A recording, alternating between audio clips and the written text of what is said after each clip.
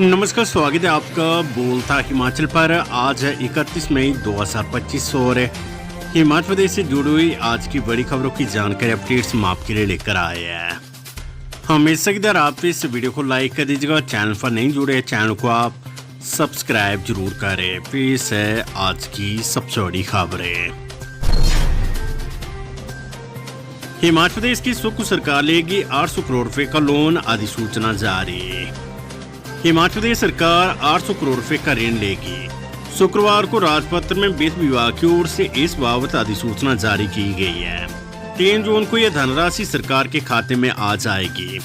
20 वर्षों के लिए ऋण लिया जा रहा है। राज्य सरकार 4 जून 2045 तक ये ऋण चुकाएगी। ऋण लेने के लिए तर्क दिया गया कि विकासात्मक कार्यों पर इसे खर्च किया जाएगा। राज्य के कर्मचारियों के वेतन और पेंशन के भुगतान के बाद कोषागार के बैलेंस के लिए अतिरिक्त ऋण की व्यवस्था करनी पड़ रही है। आज होगी हिमाचल प्रदेश मंत्रिमंडल की बैठक। 12 एजेंडे पर लग सकती है मोहर। कर्मचारियों को 3% डीए मिलने की आस है। मुख्यमंत्री सुखविंदर सिंह सुक्खू ने दिल्ली के बाद कुल्लू का दौरा किया है। इसके बाद अब शिमला लौट आए हैं और शनिवार को दोपहर 12 बजे मंत्रिमंडल की बैठक बुलाई गई है। ऐसी जानकारी कि मंत्रिमंडल बैठक में 12 एजेंडा कैबिनेट ब्रांच के पास पहुंचा है। ऐसे में प्रदेश के कर्मचारी सरकार से 3% डीए की आस लगाए बैठे हैं। मुख्यमंत्री ने अपने बजट भाषण में भी 15 मई 2025 से 3% डीए देने की घोषणा की थी। यदि वित्तीय संसाधन जुटाने में सरकार सफल रहती है तो फिर 3% डीए देने पर मुहर लग सकती है। मौजूदा समय में प्रदेश के कर्मचारियों को 42% और केंद्रीय कर्मचारियों को 55% डीए मिल रहा है। इसके मुकाबले प्रदेश के कर्मचारियों को अभी 13% कम डीए मिल रहा है। बैठक में बिमले की मौत मामले की जांच प्रक्रिया के बीच अफसरशाही में नजर आई तालमेल की कमी को लेकर भी चर्चा हो सकती है। मंत्रिमंडल की तरफ से गठित मंत्रिमंडलीय उप समितियों की सिफारिश के आधार पर निर्णय लिया जा सकता है। प्रदेश में वित्तीय संसाधनों को जुटाने के उद्देश्य से उप मुख्यमंत्री मुकेश अग्निहोत्री की अध्यक्षता में मंत्रिमंडलीय उप समिति गठित की गई है। उप समिति ने कर्मचारियों की सेवानिवृत्ति आयु 59 वर्ष करने और पेंशन कम्यूटेशन को लेकर सिफारिश की है। यानी मंत्रिमंडल को अभी इस बारे में अंतिम निर्णय लेना है।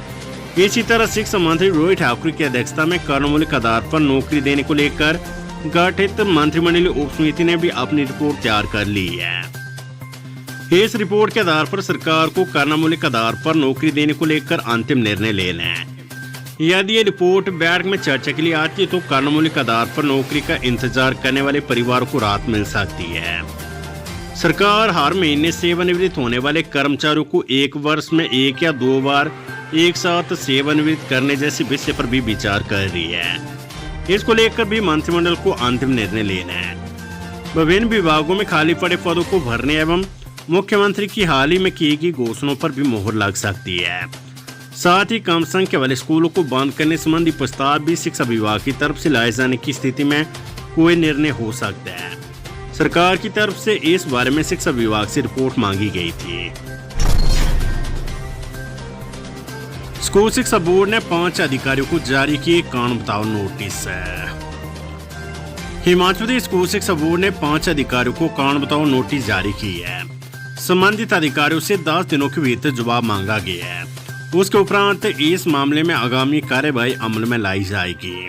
हिमाचल प्रदेश स्कूल शिक्षा बोर्ड धर्मशाला की ओर से 12वीं कक्षा के अंग्रेजी के मार्च माह में चुवाड़ी में गलती से प्रश्न पत्र खोलने के बाद स्थगित किए गए पेपर की आंसर की से नए एग्जाम की OMR सीट संबंधी मामले में बोर्ड की संबंधित शाखा के अधिकारियों और कर्मचारियों को कारण बताओ नोटिस जारी किए गए हैं।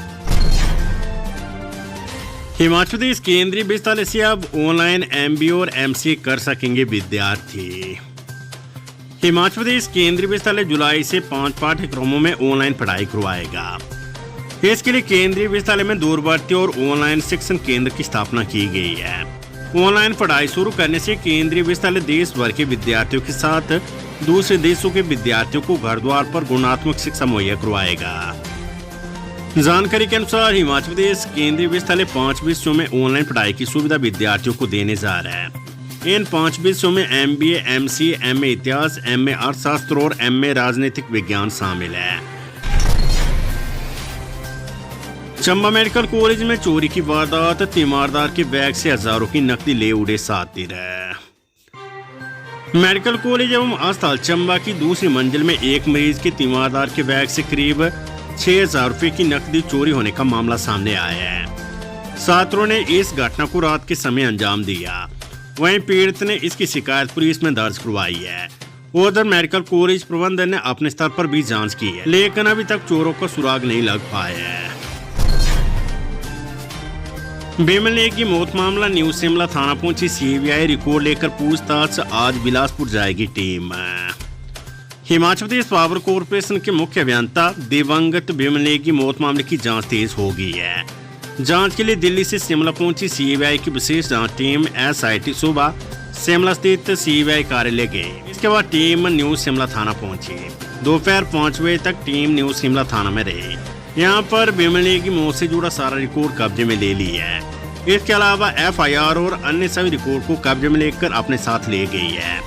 सूत्रों के मुताबिक सीबीआई सीसीटीवी फुटेज को भी खंगालेगी। सीबीआई की टीम बिलासपुर और उसके बाद ऊना भी जाएगी। एक एक गाड़ियों को जोड़कर टीम जांच को आगे बढ़ाएगी।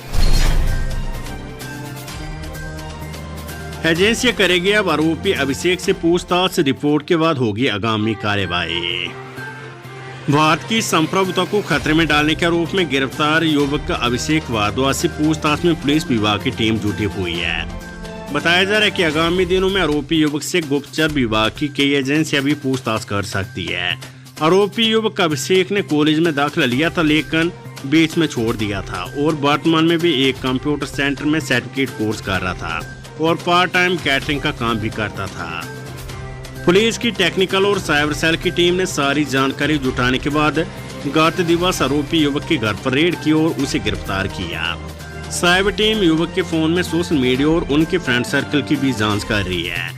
आरोपी युवक अभिषेक भारद्वाज के जब्त फोन को पुलिस ने फोरेंसिक लैब भेजा हुआ है। पुलिस को शक है कि युवक ने अपने सोशल मीडिया अकाउंट से काफी कंटेंट डिलीट किया है। फोरेंसिक लैब में डिलीट कंटेंट रिकवर होने के बाद युवक की गतिविधियों की तस्वीर साफ हो जाएगी। फोरेंसिक टीम के जरिए उसे पता लग पाएगा कि बुलेट वाली वीडियो उसने खुद अपलोड की या फिर उससे किसने करवाई है। साथ ही वीडियो उसके पास कहां से आई, ये सारी चीजें अभी जांच का विषय है। शिमला में आर्मी इंटेलिजेंस ने हिरासत में लिया संदिग्ध युवक, जानकारियां पाकिस्तान भेजने का शक। आर्मी इंटेलिजेंस ने शिमला में एक संदिग्ध युवक को पकड़ा है। युवक को हिरासत में लेने के बाद सेना ने उससे पहले अपने स्तर पर पूछताछ की, उसके बाद पुलिस को सौंप दिया। हालांकि अभी उसकी पहचान उजागर नहीं की गई है। सूत्रों के मुताबिक शुक्रवार को आर्ट्रैक्ट शिमला के आसपास आर्मी ने संदिग्ध गतिविधियों के चलते युवक को पकड़ा। सेना ने उससे अलग अलग जगह जाकर पूछताछ की। सेना को शक है कि युवक सेना और देश से जुड़ी गोपनीय जानकारियां पाकिस्तान या अन्य किसी देश के साथ साझा कर रहा था। हालांकि इसको लेकर अभी पुख्ता सबूत जुटाए जा रहे हैं। उधर एसपी शिमला ने बताया कि सेना ने युवक को सौंप दिया और उससे पूछताछ की जा रही है। जिस तरह से ऑपरेशन सिंदूर के बाद एक ऐसे मामले सामने आ रहे हैं, इसको लेकर खुफिया एजेंसियां सतर्क हो गई है। 2 दिन पहले कांगड़ा जिले के देरा में पुलिस ने एक संदिग्ध को गिरफ्तार किया था। मुख्यमंत्री सुखविंदर सिंह सुक्खू ने कहा कि ऑपरेशन सिंदूर में हमारे वीर सैनिकों ने आतंकवादियों और पाकिस्तान को कड़ा सबक सिखाया, लेकिन केंद्र सरकार ने तीनों सशस्त्र बलों को विश्वास में लिए बिना युद्ध विराम की घोषणा कर दी। ये घोषणा किसी तीसरे देश से सोशल मीडिया के माध्यम से सामने आई, जो दुखद है। ये घोषणा तत्कालीन प्रधानमंत्री इंदिरा गांधी के निर्णायक नेतृत्व के विपरीत है, जिन्होंने कभी भी राष्ट्रीय सुरक्षा से समझौता होने नहीं दिया और कभी हार नहीं मानी, क्योंकि कांग्रेस पार्टी की नीति देश की अखंडता और एकता के लिए बनी है। सीएम सुक्खू ने देश पर प्राण न्यौछावर करने वाले 52 बलिदानियों के परिजन और वीर सैनिक नवाजे।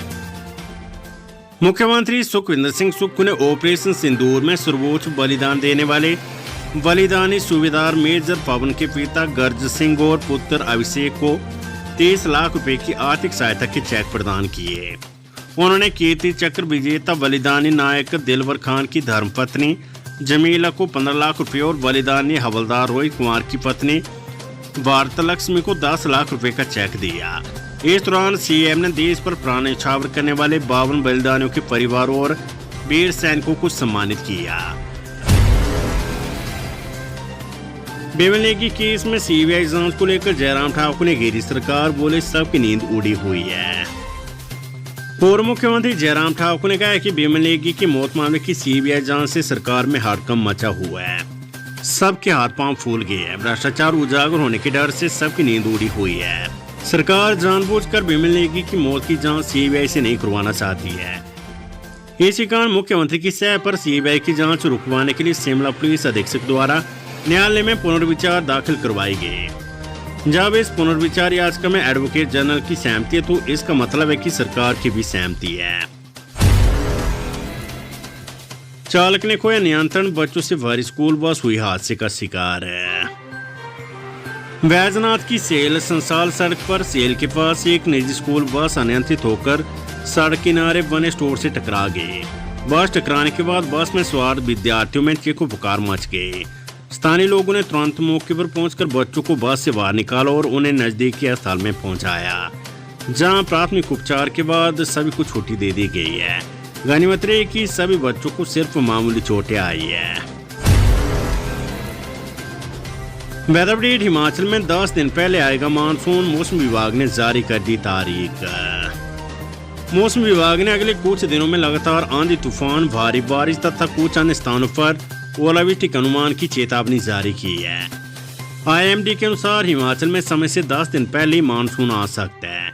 विभाग के एक अधिकारी ने कहा है कि हिमाचल प्रदेश में 15 से 17 जून के बीच दक्षिण पश्चिम मानसून के पहुंचने की उम्मीद है, जो तय समय से लगभग 10 दिन पहले है।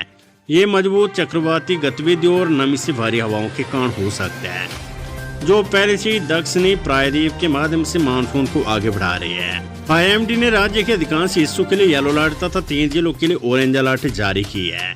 मौसम विभाग ने अगले कुछ दिनों में लगातार आंधी तूफान, भारी बारिश तथा कुछ स्थानों पर ओलावृष्टि के अनुमान की चेतावनी जारी की है।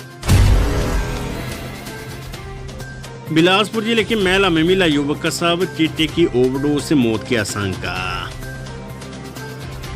स्वारघाट थाना के अंतर्गत सुबान पंचायत के मैला गांव में एक युवक का शव मिला है। युवक की मौत चिट्टे हेरोइन की ओवरडोज से होने की आशंका है। बाजू पर सिरिंज लगाने का ताजा निशान पाया गया है। परिजनों के मुताबिक युवक चिट्टे का आदी था, उसे कुछ समय पहले नशा मुक्ति केंद्र में भी रखा गया था। पुलिस ने क्षेत्रीय अस्पताल बिलासपुर में पोस्टमार्टम के बाद शव परिजनों को सौंप दिया है। हालांकि पुलिस का कहना है कि रिपोर्ट आने के बाद मौत के असली कारणों का पता लग पाएगा।